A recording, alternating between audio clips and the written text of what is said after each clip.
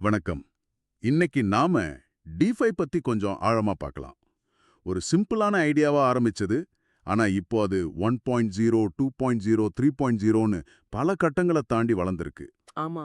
அதாவது வங்கிகளே இல்லாம பண பரிவர்த்தனை செய்யற இந்த பரவலாக்கப்பட்ட நிதி, அதோட ஆரம்ப காலத்துல இருந்து இன்னைக்கு வரைக்கும் எப்படி மாறி இருக்குன்னு பார்க்கலாம். சரி, DeFi 1.0ல இருந்து ஆரம்பிக்கலாமா? 2018 வாக்குல இது ஒரு பெரிய புரட்சியா பார்க்கப்பட்டது. ஆமா, அதுதான் அடித்தளம். யூனிஸ்வாப், காம்பவுண்ட் மாதிரியான தளங்கள் மூலமா நாம டோக்கன்களை பரிமாறிக்கலாம், கடன் கொடுக்கலாம், வாங்கலாம்னு ஒரு புது உலகத்தையே திறந்து வச்சது இல்லையா? கரெக்ட். ஆனா அதுல ரெண்டு பெரிய சிக்கல்கள் இருந்துச்சு. என்னது? ஒன்னு, எத்தீரியம் நெட்வொர்க்ல ஒவ்வொரு பரிவர்த்தனைக்கும் ஆகிற செலவு, அந்த கேஸ் ஃபீஸ் ஓ ஆமா, அது ரொம்ப அதிகமா இருந்துச்சே. ரொம்ப அதிகம். ரெண்டாவது, வேகம் ரொம்ப குறைவா இருந்துச்சு. இது ஒரு சூப்பரான கார் மாதிரி, ஆனா அதுக்கு ரொம்ப காஸ்ட்லியான பெட்ரோல் போடணும், மெதுவா தான் போகும்னு சொன்னா எப்படி இருக்கும்? புரியுது, அந்த நிலைமை தான். ஆமா. அப்போ 1.0ல வேகம் ஒரு பிரச்சனை, கட்டணங்கள் ஒரு பிரச்சனை. இதையெல்லாம் சரி செய்ய வந்த ஒரு அப்டேட் தான் DeFi 2.0வா? கிட்டத்தட்ட அப்படிதான் சொல்லணும். DeFi 2.0 மூலதனத்தை எப்படி திறமையா பயன்படுத்துறதுன்னு யோசிச்சது. இதுல ஒலிம்பஸ் டாவோ மாதிரி சில திட்டங்கள் ஒரு புது கான்செப்ட கொண்டு வந்தாங்க. ஒரு நிமிஷம், என்ன கான்செப்ட் அது? நெறிமுறைக்கு சொந்தமான நீர்மத்தன்மை அப்படின்னு. அதாவது புரோட்டோகால் ஓன்ட் லிக்விடிட்டி. ஓகே, நெறிமுறைக்கு சொந்தமான நீர்மத்தன்மைன்னா இது ஒரு கடை வாடகைக்கு இருக்கிறதுக்கு பதிலா அந்த கட்டிடத்தையே சொந்தமா வாங்குற மாதிரி தானா? சரியான ஒப்பீடு, அதேதான். அப்பதான் யாருக்கும் வாடகை கொடுக்காம நிலையான வருமானம் கிடைக்கும் இல்லையா? ஆமா. அது அந்த திட்டங்களுக்கு ஒரு ஸ்திரத்தன்மைய கொடுத்தது. ஆனா இங்கதான் விஷயம் இன்னும் சுவாரஸ்யமா மாறுச்சு. எப்படி? அந்த சொந்த கட்டிடத்தை நிர்வகிக்கிறது ரொம்ப சிக்கலாகிடுச்சு. DeFi 2.0வின் பொருளாதாரம், அதாவது டோக்கனாமிக்ஸ்னு சொல்றோமே, அது ரொம்பவே குழப்பமா இருந்துச்சு. அப்படியா? பயனர்கள் லாபம் சம்பாதிக்க ஒரு கணித பேராசிரியர் மாதிரி கணக்கு போட வேண்டியிருந்தது.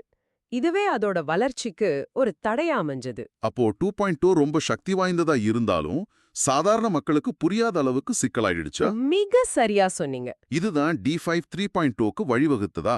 இப்ப நாம இருக்கிற கட்டம் இதுதானே? ஆமா, இப்போ நாம 3.0ல தான் இருக்கோம்.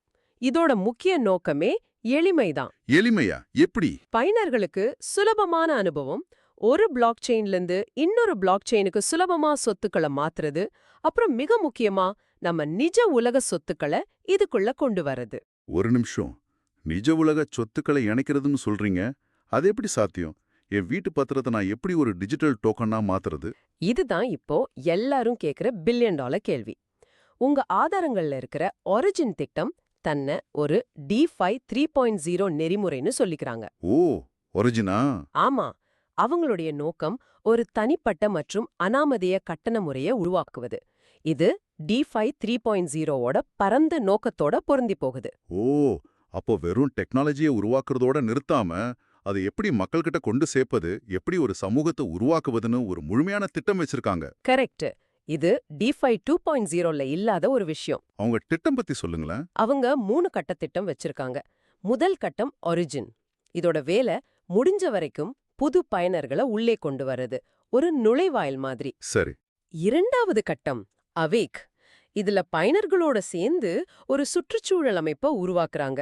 அதாவது பயனர்கள் வெறும் வாடிக்கையாளர்கள் இல்ல, அவங்களும் இந்த வளர்ச்சியில ஒரு பங்குதாரர். நல்ல ஐடியாவா இருக்கு. அப்போ கடைசி கட்டம்? கடைசி கட்டம் இட்டர்னல். இங்குதான் இந்த தொழில்நுட்பம் வெறும் டிஜிட்டல் உலகத்தோட நிற்காம நம்ம நிஜ வாழ்க்கை பரிவர்த்தனைகள்ல பயன்பாட்டுக்கு வருது.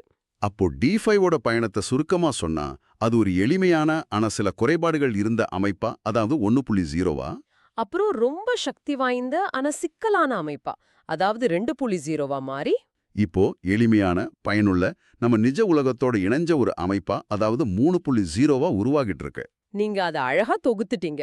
ஆனா இந்த 3.0 பயணம் அவ்வளோ சுலபமானதில்ல. ஏன்?